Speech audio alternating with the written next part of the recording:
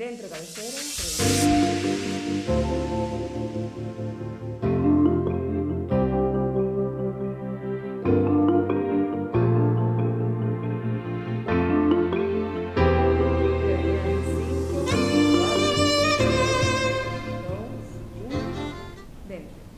Muy buenas tardes, continuamos con el programa sobre participación ciudadana.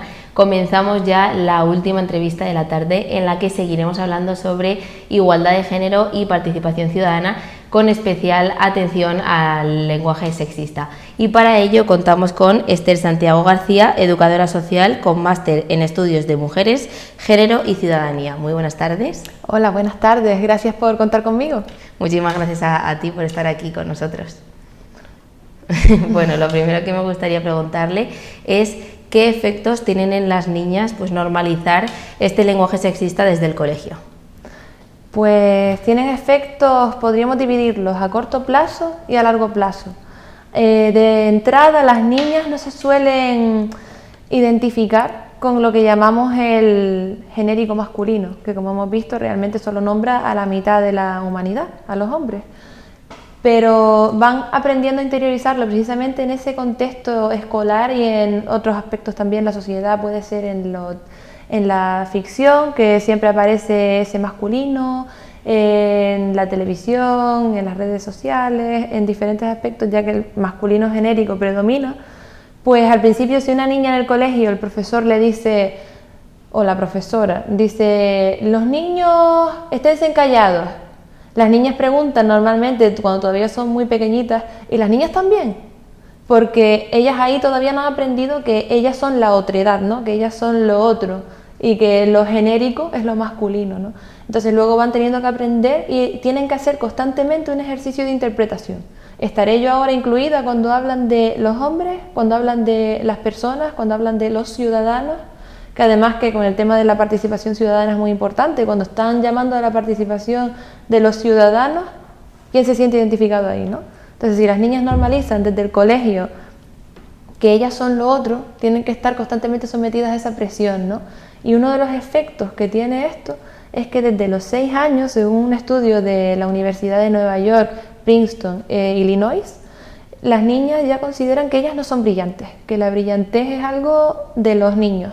Se hizo un estudio en el que se les pidió que identificaran qué personaje de los que aparecían en un cuento podía ser calificado como brillante, y ellas identificaban, y ellos también, que el brillante era el personaje masculino.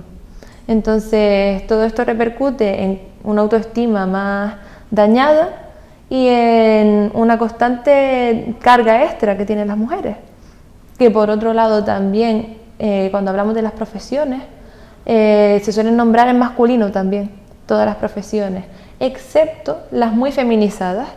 Siempre por ahí se ha visto que cuando se habla de cargos altos como jefe, el jefe siempre se dice, o el director, y sin embargo después se habla de las limpiadoras, y eso sí se oye más fácilmente.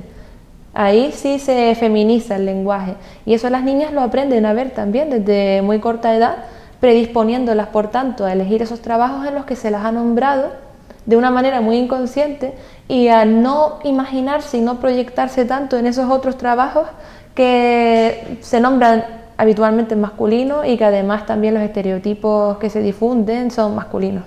¿Y cómo podemos concienciar sobre la importancia del lenguaje inclusivo? Es decir, porque me imagino que es difícil pues cambiar no solo la mentalidad, sino algo que hacemos constantemente en nuestro día a día. Al principio puede parecer un mundo. Desde mi propia experiencia, al principio tenía que pensar las cosas o utilizaba el lenguaje como siempre y me daba cuenta. Yo creo que el primer punto para cambiar es la intención. Tener la intención de nombrar a quienes hay que nombrar, a hombres y a mujeres. Si ya tienes esa intención, te vas a dar cuenta cuando lo haces mal, cosas que antes hacías y no te dabas cuenta, esa intención de fondo ya te hace percatarte. El primer paso es ese, percatarse. Y ya luego ser paciente con una misma también y darse cuenta, pues si me equivoqué hoy en esto, voy a ir introduciéndolo poco a poco. De todas formas es que existe algo que es la relación afectiva que mantenemos con el lenguaje. Las personas nos acostumbramos a determinadas palabras y desarrollamos lazos afectivos con ellas. Es como cuando escuchamos música y la que hemos oído muchas veces nos resuena y nos alegra, y una canción nueva tenemos que escucharla varias veces para que finalmente se haga algo que cuando la oímos la reconocemos y nos da esa sensación de felicidad escucharla, ¿no? O de familiaridad. Lo mismo pasa con el lenguaje no sexista, vamos a tener que ir creando poco a poco mediante el uso. Al principio será extraño, al principio el desdoblamiento, por ejemplo, puede parecer raro, que el desdoblamiento no es la única manera que tenemos para incluir, pues luego están los neutros. El desdoblamiento, perdón, es decir niño, niña. Exacto, el desdoblamiento es niño, niña, trabajador, trabajadora. Muchas veces se argumenta que es hacer el lenguaje engorroso, pero realmente engorroso no es, pues la principal tarea del lenguaje es transmitir la realidad, y la realidad es que habemos hombres y que habemos mujeres. Por tanto, eso debería priorizar. Y también por otro lado, es que hay otras herramientas para nombrar a ambas personas. Por ejemplo, está, en lugar de decir, yo por ejemplo he corregido planes de igualdad, he dado sugerencias en ocasiones, por ejemplo el de Valsequillo, el de Santa Lucía también, y un apartado era corregir los documentos oficiales, ¿no? Los documentos dirigidos a la ciudadanía. Pues en vez de decir ciudadanos, ciudadanas, muchas veces puedes decir ciudadanía, que ya engloba ambas partes, ¿no? Entonces, en vez de decir los hombres y las mujeres que hayan ido a no sé dónde, puedes decir quienes hayan ido, quienes, ya incluye a los dos. La cosa es, de nuevo, lo que dije al principio, la intención. Si tienes la intención, a los dos. Podemos encontrar maneras. El lenguaje es sumamente rico y flexible, ha ido evolucionando a lo largo del tiempo para reflejar las realidades cambiantes de la sociedad, y puede seguir haciéndolo. Quien diga que no tiene la intención. Bueno, hablando de la participación de la mujer en las plataformas ciudadanas, ¿ha aumentado el número de mujeres que participan en estas plataformas en los años? Sí, se ha observado un ligero aumento, es decir, con el tiempo ha habido más participación ciudadana. De todas maneras, cuando hablamos de participación ciudadana, muchas veces damos por hecho que sabemos a qué nos referimos, ¿no? Pero la participación ciudadana es algo mucho más amplio que los espacios que se abren desde el poder político para decir, bueno, vamos a hacer una votación, a ver si quieren que se fume en la playa o no. Sí o no, venga, vamos a participar, vamos a contar con la ciudadanía. La participación ciudadana, tal como yo la entiendo, debería ser el día a día, ¿no? En una democracia que vivimos, la participación ciudadana debería ser que todas y todos podamos decidir los asuntos relativos a cómo vamos a vivir juntos, cómo vamos a desarrollar esa convivencia. Lo único que realmente vivimos en una democracia representativa, en la que el poder que tenemos es decidir quiénes nos van a representar para tomar las decisiones, ¿no? Eso muchas veces genera que la gente se desmotive de la participación ciudadana y que sea algo tan residual, podemos decir, algo en lo que no participa la gente masivamente. Pues se desentienden, dicen, bueno, pues ya yo cumplo con votar, y ya una vez he votado, pues ya no tengo nada más que hacer. Que por otra parte, en gran parte es realidad que el margen de acción fuera de ese es estrechito, ¿no? Entonces, las mujeres de todas maneras siempre han participado muchísimo en todo lo que son redes vecinales, y en parte es por su socialización, por la socialización de los cuidados, en tener en cuenta a las demás personas. Eso mismo que cuando hablamos de la democracia representativa las hace votar con más frecuencia partidos que tienen en cuenta una promoción del estado de bienestar, políticas amables con inmigrantes, personas que proceden de otros lugares que tienen dificultades. Pues eso mismo las ha llevado históricamente a ser quienes comunitariamente tomen muchas medidas, que es algo que creo que debería estudiarse más, en el sentido de cómo ha sido esa participación y cómo es una manera de participación política, porque muchas veces se consideraba que era lo normal que las mujeres participaran en ese tipo de cuidados, en ese mantener unida a la comunidad, y realmente eso es política también. Política no solamente es ir a votar cada 4 años y confiar en que vayan a cumplir las promesas, realmente es mucho más política, esa participación real, práctica y diaria en los asuntos de cómo vamos a vivir juntos y juntas, que la otra política más, como diríamos, de postín, política de simulaciones. Bueno, como ha dicho, la participación concretamente de la mujer pues es como algo residual, la participación ciudadana como que no se tiene muy presente. ¿Cómo podemos motivar, sobre todo a las mujeres, para que participen en estos asuntos públicos? Para motivar, Principalmente creo que habría que eliminar barreras que tienen las mujeres a la hora de participar en este tipo de cosas, y hay muchísimos problemas que habría que empezar a darle solución. ¿Barreras en cuanto personales a miedos o prejuicios, o barreras más externas? De todo tipo. Hay barreras, si quieres voy un poco enumerando en diferentes ámbitos cuáles son las que encontramos. Por ejemplo, una muy estructural es la doble jornada que enfrentan las mujeres. Las mujeres, además de haberse incorporado al mercado de trabajo, tienen que seguir cuidando de la familia, de las personas dependientes, de los niños y las niñas, y una carga mental que llevan siempre a cuestas, que es por ser las responsables de esa labor que es constante, que es una labor de la que no se descansa.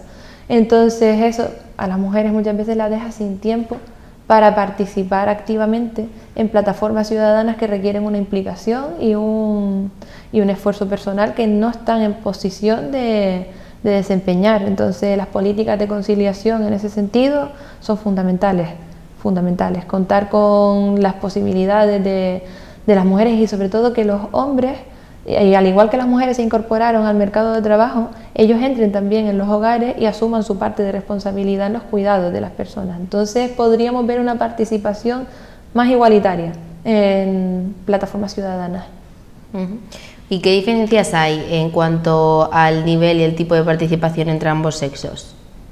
Diferencias, por ejemplo, podríamos hablar de las ONGs, que es un tipo de participación ciudadana, y en las ONGs, por ejemplo, vemos que un 70% de las voluntarias son mujeres, pero sin embargo, y un 67% contratadas, o sea, 70% voluntarias y 68% contratadas, y sin embargo, en torno al 70% de los cargos directivos son desempeñados por hombres.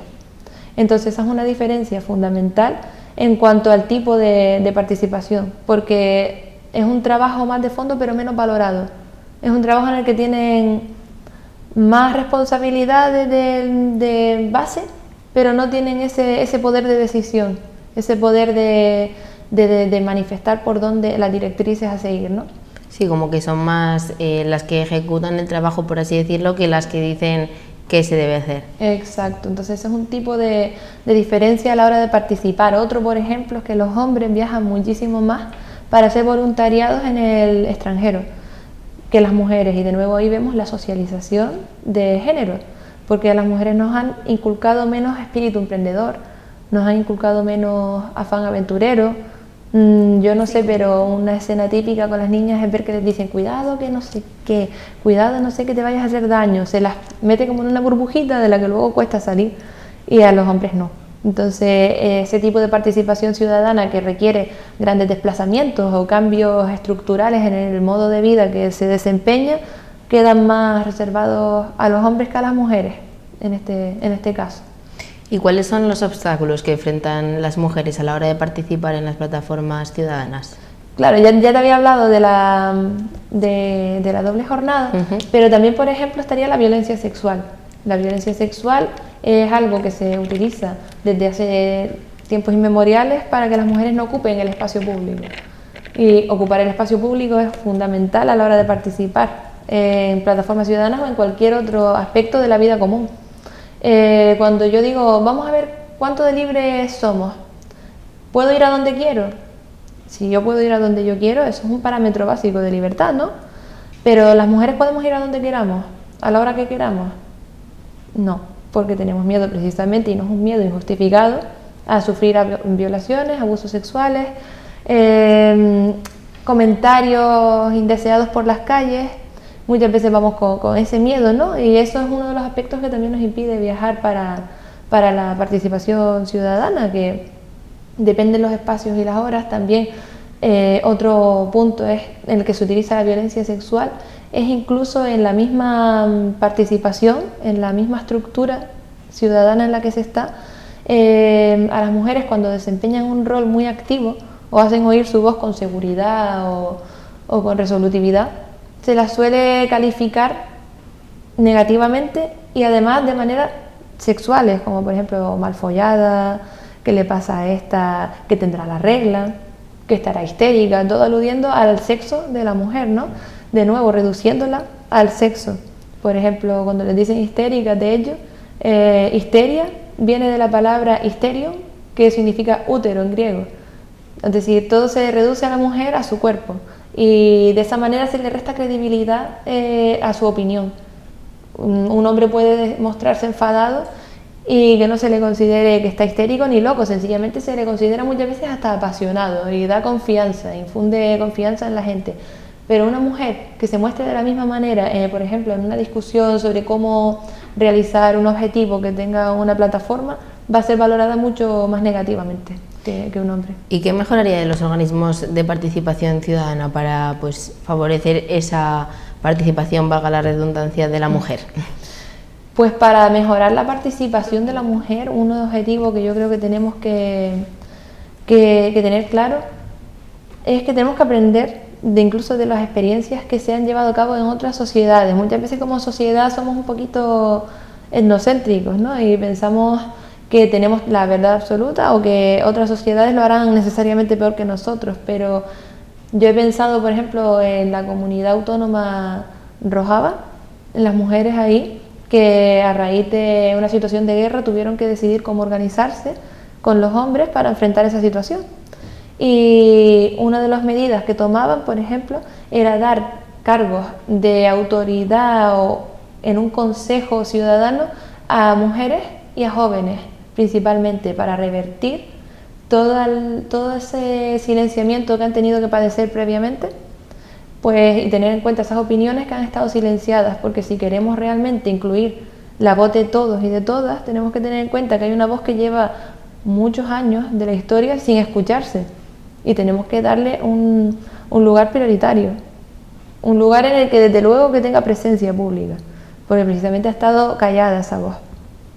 Bueno, y para terminar, ¿cómo concienciamos del lenguaje, de que el lenguaje sexista debe cagar?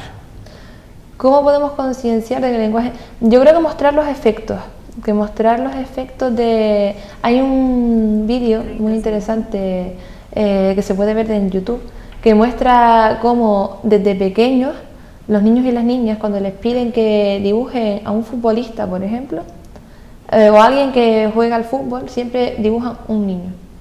Son estereotipos que se van cumpliendo. Si piden que dibujen a alguien que es muy valiente, dibujan a un niño.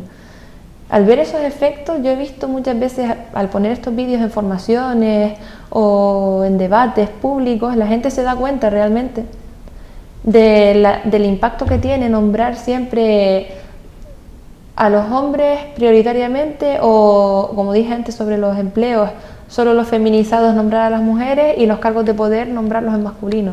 Cuando te das cuenta de eso, realmente es cuando empiezas a cambiarlo, cuando empiezas a tomar conciencia, para poder dar los pasos necesarios para ponerle fin. Pues muchísimas gracias, Esther, ha sido un placer tenerla aquí, muy interesante. Muchas gracias a ustedes. Aquí acaba el programa de hoy, nos vemos ya el próximo día.